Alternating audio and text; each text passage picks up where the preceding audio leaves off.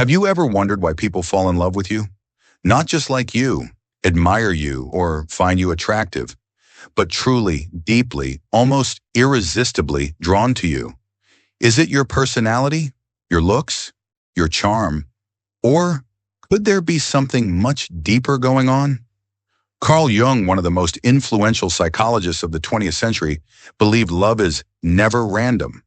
According to him, people don't fall in love with you simply because of who you are on the surface.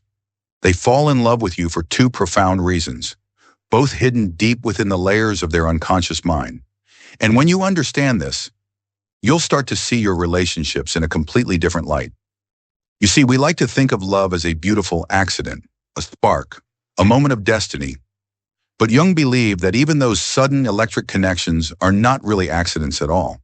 They follow a deeper logic, an invisible script, written not by our conscious mind, but by our unconscious.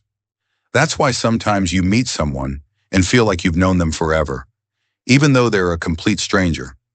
That's why you might be irresistibly drawn to someone who, on paper, makes no sense.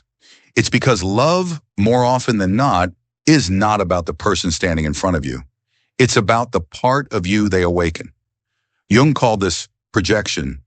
It's a powerful psychological process where we unconsciously cast parts of ourselves onto other people, especially the parts we've forgotten, denied, or never fully developed. Imagine this. There's a woman who's lived her whole life playing it safe, calm, reserved, careful. She meets someone who is wild, free, expressive, and suddenly she feels this magnetic attraction. It seems magical, but what's really happening is that this person has awakened a part of her that's been asleep for years, a part that's been quietly waiting for its chance to live. The connection feels spiritual, soul deep.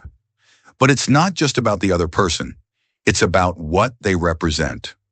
And this brings us to the first reason people fall in love with you. You represent something they lack. It's not just opposites attract. It's that opposites often reveal what is missing. A logical person might be drawn to someone deeply emotional. An introvert may fall for an extrovert. A structured, disciplined soul might be fascinated by someone spontaneous and chaotic. And in that fascination lies a deep truth. You're not just someone they like. You're a symbol, a mirror of a quality they crave, but don't yet embody. But here's the thing. If they don't realize this, if they don't do the inner work to integrate that missing part within themselves, they may start to cling to you, not out of love, but out of unconscious need. You become their missing piece. And that kind of love can feel flattering at first, but it's fragile. Because the moment your humanity breaks through, when you're no longer perfect, when you have needs, flaws, emotions, that illusion starts to fall apart. That's the danger of projection. It builds a castle of love on the sand of fantasy. And when the tide of reality comes in, it can all wash away. But Jung didn't stop there. He went even deeper with his ideas of the anima and animus. These are archetypes, inner blueprints of the opposite gender that live in every human psyche. For a man, the anima is his inner feminine. For a woman, the animus is her inner masculine. These inner figures aren't just shaped by personal experience, but by centuries of myth, culture, and ancestral memory. Over time, they form a kind of sacred inner image, a psychic template. And one day, you meet someone who fits it. They might not look like your type. They might not even act like your usual preference, but something inside recognizes them, and you fall hard. That's the second reason people fall in love with you. You awaken a powerful, unconscious image they've been carrying within them.